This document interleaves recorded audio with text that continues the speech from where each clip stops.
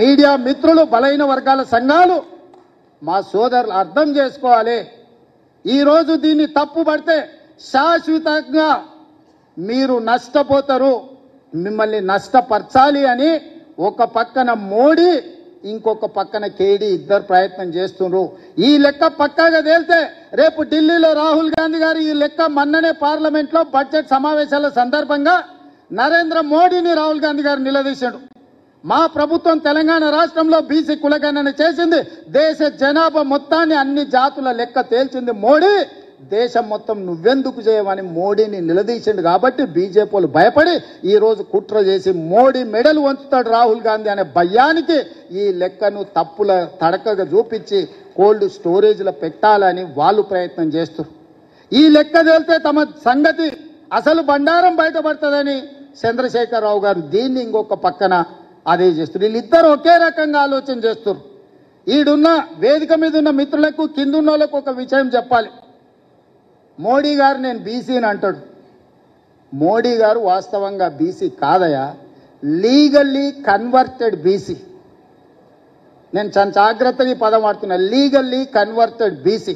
2001 వరకు ఆయన ముఖ్యమంత్రి కానంత వరకు ఆయన కులము గుజరాత్ రాష్ట్రంలో ఉన్నత వర్గాలలో ఉండే. ఆయన ముఖ్యమంత్రి అయినాక ఆ కులాన్ని తీసుకొచ్చి బీసీలో కలుపుకున్నాడయా చట్టం చేసి. ఆయన పుట్టుకతో బీసీ కాదు, నరేంద్ర మోడీ గారు పుట్టుకతో బీసీ కాదు, పుట్టుకతో ఉన్నత కులము. కానీ 2001లో ఆయన ముఖ్యమంత్రి అయిన తర్వాత ఆయన కులాన్ని తీసుకొచ్చి బీసీ కులాలలో కలిపి మీ దాంట్లో ఇత్తేసి పొత్తుగూడిండు. ఇక మీ ఇష్టం, ఆ పైన మీ ఇష్టం.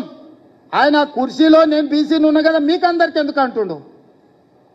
ఆయన సర్టిఫికెట్ ఈరోజు బీసీ ఉండొచ్చు, కానీ మనస్తత్వం మాత్రము బీసీల వ్యతిరేక మనస్తత్వం.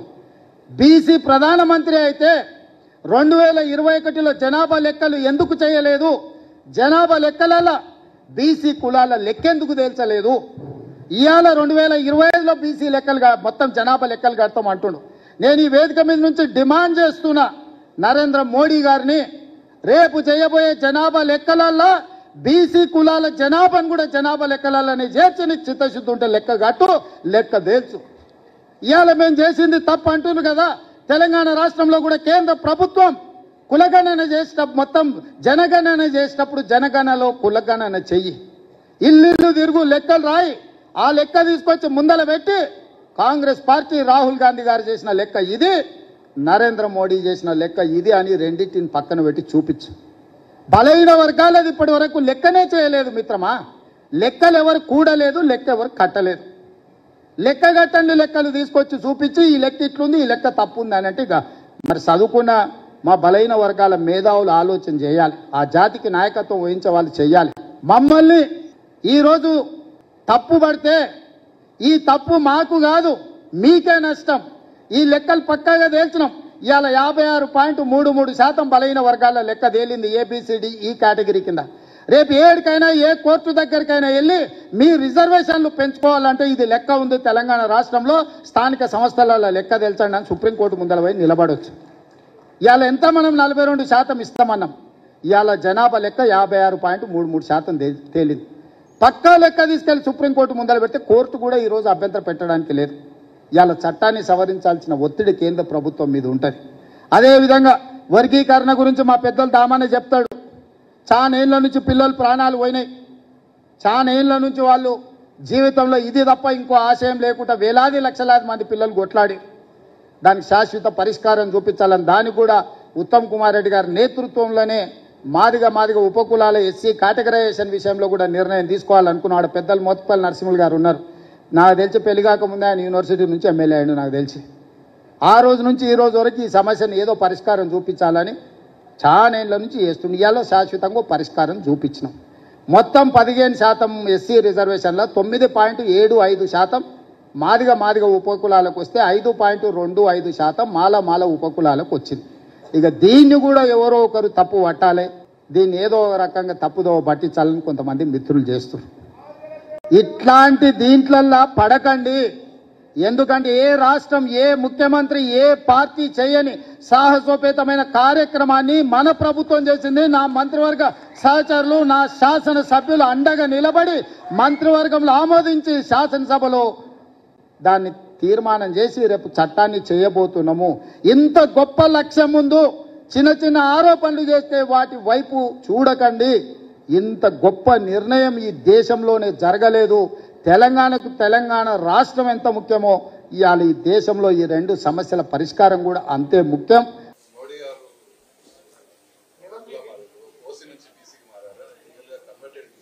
ఇప్పుడు మనిషి పుట్టిన కూ అని పేరు పెడతాను వల్ల నువ్వు బీసీ నువ్వు ఎస్సీ ఎస్టీ అని పెడతావు దానిలో లేకపోతే ఓసీ అని పెడతారు దానిలో పుట్టుకతోనే కాదు అంటే మరి రేవంత్ రెడ్డి పుట్టుకతోనే పేరు పెట్టేటప్పుడు అవి పేరు పెట్టారు. ఆయన బీసీ ఎస్సీ ఎస్టీ ఓసీ అని పెట్టిరా.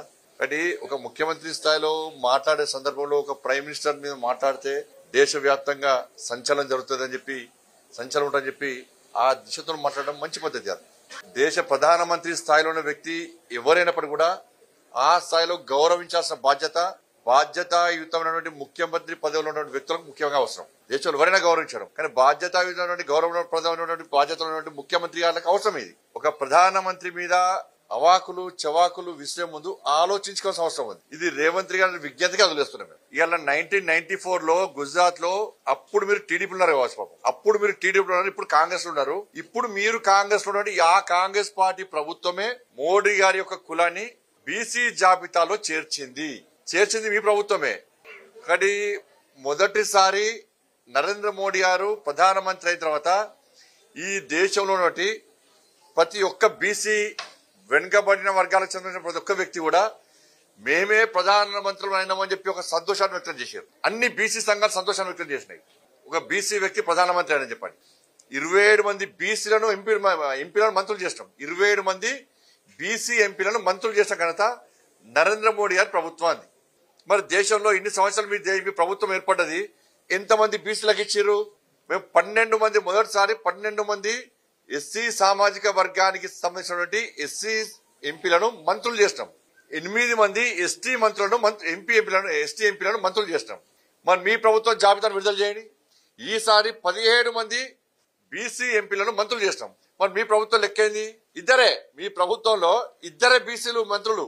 మరి మీరు సర్వే చేసినటువంటి మొన్న సర్వే చేసినటువంటి దానిలో మీ లెక్క ప్రకారం 42% బీసీలు ఉన్నారని చెప్పి మీ లెక్క ప్రకారమే 42% మరి బీసీలు ఉంటే మీ ప్రభుత్వంలో ఎంతమంది బీసీలను మంత్రులు చేయాలి?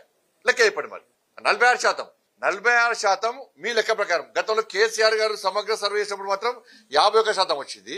ఇప్పుడు మీ ప్రభుత్వం సర్వే చేస్తే మాత్రం 46% వచ్చింది. ఆ 46% బీసీ జనాభా రేషియో ప్రకారం ఎంతమంది మంత్రులు ఉండాలి? మీ ప్రభుత్వంలో ఎంతమంది బీసీ మంత్రులు చెప్పండి. మరి ఇది బీసీలను గౌరవించట, బీసీలను అవమానపరచట ముఖ్యమంత్రి రేవంత్ రెడ్డి గారు చెప్పాలి. ఉత్తరప్రదేశ్ ఎన్నికల సందర్భంగా ఉత్తరప్రదేశ్ లో అన్ని జాతులు బీసీ సంబంధం అన్ని జాతులు ఒకటై ప్రధానమంత్రి బీసీ కానీ గెలిపించాలి. ఈ దేశంలో అగ్రవర్ణాల్లో పేదలు కూడా ఈడబ్ల్యూఎస్ ఇచ్చింది కేంద్ర ప్రభుత్వం. అరే బీసీలో పేదలకు సమానంగా అగ్రవర్ణాల్లో పేదలు కూడా నరేంద్ర మోడీ గారు గుర్తించారు అని చెప్పి ఈ దేశంలో అగ్రవర్ణాల్లో పేదలు కూడా నరేంద్ర మోడీ గారు గుర్తించారు. వీళ్ళందరూ కలిసి దేశ ప్రధానమంత్రి అయ్యండి. వాళ్ళ దేశంలో అధికారం చెలాయిస్తున్నాం. ఇలా ఇది పక్క పెడితే ఈ చర్చ జరగాలంటే 10 జనపద్ నుంచి చర్చ జరగాలి. రేవంత్ రెడ్డి గారు స్పష్టం చేయాలి. మీ ఆది నాయకుడు రాహుల్ గాంధీ గారు ఏ కులానికి సంబంధించిన వ్యక్తి, ఏ మతానికి సంబంధించిన వ్యక్తి, ఏ దేశానికి సంబంధించిన వ్యక్తి, ఆయన బీసీయా, ఎస్సీయా, ఎస్టీయా, ఫార్వర్డ్ క్యాస్టా స్పష్టం చేయండి. మీరు వాళ్ళ నాన్న ఫిరోజ్ ఖాన్ గాంధీ వాళ్ళ తాత రాహుల్ గాంధీ గారి తాత ఫిరోజ్ ఖాన్ గాంధీ, వాళ్ళ అమ్మ ఆయన ముస్లిం, వాళ్ళ అమ్మ సోనియా గాంధీ క్రైస్తవురాలు, దాంతోపాటు ఇటలీ దేశస్తురాలు. మరి రాహుల్ గాంధీ మీద చర్చ జరగాలి. మీరు రాహుల్ గాంధీ గారిని మీ నాయకుడిగా బీసీగా బీసీ నాయకుడు అని మీరు ప్రోత్సహిస్తురా, లేకుంటే ముస్లిం అని ప్రోత్సహిస్తురా, క్రిస్టియన్ అని ప్రోత్సహిస్తురా, లేకుంటే వేరే దేశస్తులను ప్రోత్సహిస్తురా?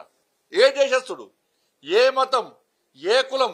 కులం లేదు అనకు, మతం లేదు, ఓ జాతి లేదు, ఒక దేశం లేదు. చర్చ జరగాలి. దాని మీద చర్చ జరగాలి. నరేంద్ర మోడీ గారిని బీసీగా ఈ దేశం గుర్తించింది. ఈ దేశంలోని బీసీలందరూ గుర్తించారు. అగ్రవర్ణాలు పేదలు కూడా ఎస్ ఈయన బీసీ వెనుకబడిన వర్గాలకు సంబంధించిన వ్యక్తి కాబట్టే మా అగ్రవర్ణాల్లో పేదలను గుర్తిస్తుడు పేదోడు కాబట్టే అని గుర్తించారు కాబట్టి దేశ ప్రధాని ఈ దేశంలో మూడోసారి భారతీయ జనతా పార్టీ అధికారంలోకి వచ్చింది. ముచ్చటగా మూడోసారి. మరి రాహుల్ గాంధీ కుటుంబం గురించి చర్చ జరగాలి. దానికి రేవంత్ రెడ్డి గారు ఏమని సమాధానం ఇస్తారు? కొరువుతో తల కోరుకోవడానికి ఇదే. మీరు 6 గ్యారెంటీల గురించి మాట్లాడుంది అంటే నేను మళ్ళీ చెప్తున్నా, మరి దీని మీద ఎమ్మెల్సీ ఎన్నికలు జరుగుతున్నాయి. 3 ఎమ్మెల్సీ ఎన్నికలు జరుగుతున్నాయి. ఇదే రెఫరెండంగా రేవంత్ రెడ్డి గారు సిద్ధమా ఎన్నికల్లో పోటీ చేయడానికి? ఈ 3 ఎమ్మెల్సీ ఎన్నికల్లో ఇదే వాదం మీద రాహుల్ గాంధీ కులం, మతం, వర్గం, జాతి, దేశం, మోడీ గారు బీసీయా కాదా, దీని మీదనే ఎమ్మెల్సీ ఎన్నికల్లో పోయి మీకు ఇదే రెఫరెండమా చెప్పండి. మీరు అరే సంవత్సరానికి గాలిగో వేసి 6 గ్యారెంటీల మీద మీరు మాట్లాడకుండా మీరు బీఆర్ఎస్ ఒక్కటై వాళ్ళు 6 గ్యారెంటీ గురించి మాట్లాడారు. మీరు 6 గ్యారెంటీల ఊసేస్తారు. ఎమ్మెల్సీ ఎన్నికల్లో రాజకీయ లబ్ధి పొందడానికి ప్రజల దృష్టి మళ్లించడానికి 7వ ఎమ్మెల్సీ ఎన్నికల ప్రచారంగా సందర్భంగా చర్చ అదే 6 గ్యారెంటీలు. ఇలా ఉద్యోగస్తులు అంటున్నారు ఇవాళ మా పిఆర్సీ ఏది, మాకు 5 డిఏలేవి, మాకు ప్రమోషన్లేవి, 317 జీవోని మొత్తం చెత్తపుట్ల పడేస్తాడు. ఇదే రేవంత్ రెడ్డి గారు అప్పుడు అన్నాడు. ఒకటే సెలవుడిచ్చి అంత కొట్టాలి. ఎక్కడ రేవంత్ రెడ్డి గారు కొట్టాలి, కాంగ్రెస్ పార్టీ కొట్టాలి. 317 జీవోకు వ్యతిరేకంగా కొట్టాలి మేము, జైలుకి వెళ్ళింది మేము, లాఠీ దెబ్బతిన్నది మేము. వాళ్ళు ఉద్యోగస్తులు అడుగుతున్నారు ఇవాళ. సమాధానం చెప్పండి దానికి. బీఆర్ఎస్ పార్టీ హయాంలో ఫస్ట్ నాడు జీతాలు వచ్చినాయి అంటే కేవలం భారతీయ జనతా పార్టీ ఆందోళన చేయడం వల్లనే. నేను మా పార్టీ స్టేట్మెంట్ ఇస్తే తప్ప కేసీఆర్ ఫస్ట్ నాడు జీతాలు అయిపోదు. మేము బెదిరిస్తే తప్ప 15 లోపల జీతాలు రాలే. మేము కొట్లాడకుంటే జీతాలు రాకపోతున్నాం. 3 నెలల కోసం జీతాలు వస్తుండే. మేము కొట్లాడడం కాబట్టి అప్పుడు ఫస్ట్ నాడు జీతాలు వచ్చినాయి బీఆర్ఎస్ పార్టీ హయాంలో. ఇలా నిరుద్యోగులు ప్రశ్నిస్తున్నారు. 4,000 రుణ మా నిరుద్యోగ వృత్తి ఏమైంది? 2 లక్షల ఉద్యోగాలు ఇలా రిక్రూట్మెంట్ చేస్తున్నారు. ఏమైంది?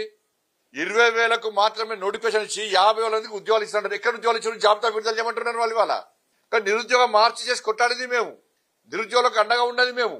ఈ దేశంలో సంవత్సర కాలంలో 10 లక్షల మందికి ప్రధానమంత్రి రోజ్గార్ మేళా పేరుతోని కేంద్ర ప్రభుత్వం ఉద్యోగాలు ఇస్తా అని చెప్పి నరేంద్ర మోడీ మాట ఇచ్చిన తర్వాత ఎక్కడ పైరేవులు లేకుండా, ఎక్కడ పేపర్ లీకేజ్ లేకుండా, ఎక్కడ దొంగ నోటిఫికేషన్ లేకుండా 9,25,000 మందికి సంవత్సరం లోపల కేంద్ర ప్రభుత్వం ఉద్యోగాలు ఇచ్చిన ఘనత నరేంద్ర మోడీ ప్రభుత్వాన్ని. వీటి మీద చర్చ జరుగుతుంది వాళ్ళ ఎమ్మెల్సీ ఎన్నికల సందర్భంగా. ఈ చర్చను పక్క పెట్టి కొత్త చర్చ తీసుకొచ్చారు. సరే అదే చర్చ మీద మీరు సిద్ధమా ఎన్నికలు పోటీ చేయడానికి? అరే బీసీ కులగణన అంటారు. కేసీఆర్ సర్కార్లేమో 51% అదే తక్కువ.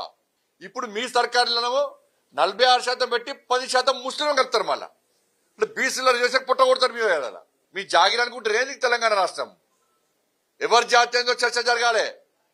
ఎట్లా ఒప్పుకుంటాం బీసీలను ముస్లింలను? మీరు కేంద్రానికి మీరు పంపిన మీరు ఏదో అనుకుంటున్నారు. కేంద్రం మీద నెట్టి బీసీలను మొత్తం మభ్య పెడదాం, వాళ్ళని రెచ్చగొడదాం. కేంద్రం మీద బీసీలు అందరూ క్లియర్ చేస్తాం. మేము క్లారిటీ కూడా క్లియర్ కూడా మేము 10% ఉన్నటువంటి ముస్లింలను బీసీలో కలిపితే కేంద్రము అస్సలే ఒప్పుకోదు. అప్పుడు ఒప్పుకోలే, ఇప్పుడు ఒప్పుకో. మేము మతపరమైనటువంటి రిజర్వేషన్లను మేము వ్యతిరేకిస్తాం.